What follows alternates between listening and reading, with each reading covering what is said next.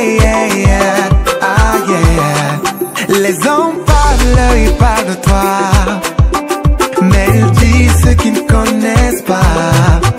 Ils lisent ta parole, mais ils la comprennent pas. Chers téléspectateurs, bienvenue à cette émission Let Them Know. Nous sommes là une fois de plus à la présentation Paola Kumdisake, cette plateforme-là qui fait connaître les acteurs actuels du gospel au Cameroun. Et aujourd'hui, je ne suis pas seule, je suis avec une servante de Dieu, la chanteuse Morvane. Bonjour. Bonjour Paola. Comment tu vas? Très bien, l'Éternel veille. Ouais, super. Alors, qui sont-ils? Que font-ils? Où vont-ils? Telles sont les questions qu'on se pose dans cette émission et nous, déjà, nous te remercions de nous accorder cet instant-là, ce moment-là que nous allons avoir de partage pour connaître davantage plus sur ta personne. Et donc, on va laisser à Morvane quand même l'occasion de se présenter, naissance, origine, les parents. Allez, à toi Morvane.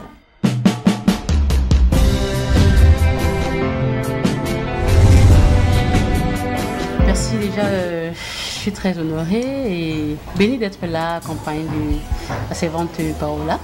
Ça fait du bien de se sentir aimée. Voilà. Morvane est originaire du Cameroun, plus précisément de l'Ouest Cameroun. Voilà. Enfant unique à sa maman, qui est déjà décédée aussi. Et papa aussi déjà décédé, mais tous originaires de l'ouest du Cameroun. Je suis née dans la ville de Yaoundé, dans les années 80. Et voilà, j'ai continué mon cursus scolaire, je l'ai fait du côté du sud-ouest, à Boya précisément. Et c'est aussi à Boya que je me suis mariée. Wow. Voilà. Et je suis rentrée dans la ville de Yaoundé juste en 2004, installée définitivement. Voilà. Donc voilà, c'est un peu ça. Ah, ok, donc Morvane a quand même un tout petit peu voyagé. À la grâce de Dieu, elle s'est mariée du côté de Boya, ça c'est super. Alors, la prochaine question qui me vient, que représente la musique pour Morvane? C'est quoi la musique? Et surtout la musique gospel, c'est quoi? Bon, déjà, nous savons très bien que la musique est un art qui a un très grand rôle à jouer dans l'épanouissement de l'homme. Maintenant, je pense que la musique gospel est un art qui vient véhiculer quelque chose de particulier, quelque chose de spécial. Je vais nommer ici l'évangile de Jésus-Christ. Donc, quand on parle de musique gospel, on parle ici de se rapprocher de Dieu. On parle ici d'être un peu comme des médiateurs entre Dieu et les hommes. Donc, pour moi, la musique gospel est ce petit monde-là où quand on s'y plonge, quand on sort, c'est plus la même chose en fait. On doit pouvoir être transformé, on doit pouvoir être changé. En fait, on doit pouvoir recevoir quelque chose qui fait de nous une personne différente. Effectivement. Donc, du coup, on ne se lance pas dans la musique gospel simplement par suivisme, mais parce qu'on a compris qu'il faut que des âmes soient sauvées, des âmes soient transformées. Mais par souci majeur des choses du royaume, des affaires d'en haut, en fait. Parce que je pense que quand on parle de musique gospel, il ne s'agit plus de nous. Effectivement. Certaines personnes ont des appels particuliers pour ça. Certains vont faire la musique parce qu'ils aiment vraiment, mais d'autres c'est parce que c'est un ordre de mission en fait. Ils doivent le faire. Ils sont obligés de le faire. Qu'ils aiment, qu'ils n'aiment pas, qu'ils se sentent capables ou pas, ils sont obligés de le faire. Donc, du coup, je crois qu'il faut donner une place primordiale, très très importante à la musique gospel. Alors, parlons du Seigneur Jésus.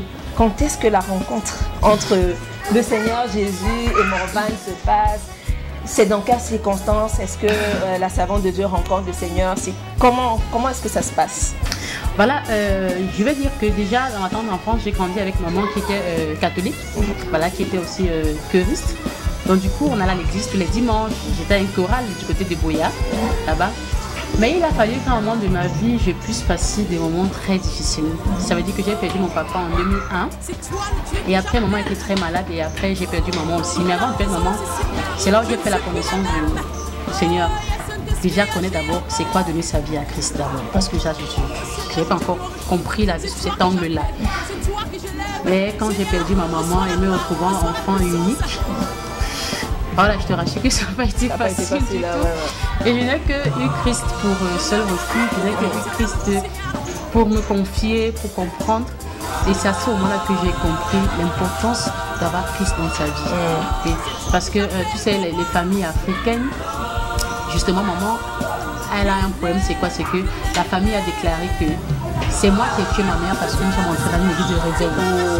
Donc la famille ne supportait pas le fait qu'elle soit dans une église de réveil. On dit ça, c'est une abomination. Les circonstances étaient vraiment difficiles. Donc, du coup, j'ai été mise en quarantaine et j'ai été, on peut dire, hébergée par l'église. Donc, j'ai passé tout ce temps-là, plus de 3-4 ans, je vivais à l'église. Et c'est dans ce moment-là que la rencontre avec le Seigneur. Mais ça a été vraiment intense. Oui, elle, c'est pas seulement faite, mais je veux dire qu'elle a été un peu plus intense parce qu'il y a des choses que je savais déjà, mais j'ai eu une autre expérience vraiment palpable avec le Seigneur. Je me suis dit, en fait, qu'est-ce qui pourrait encore m'éloigner de lui? Je n'avais plus aucune raison, en fait. C'était mon tout, c'était ma raison de vivre, en fait. Tu vois. Donc, et c'est là-bas, en fait, ça a été le déclic de tellement de choses.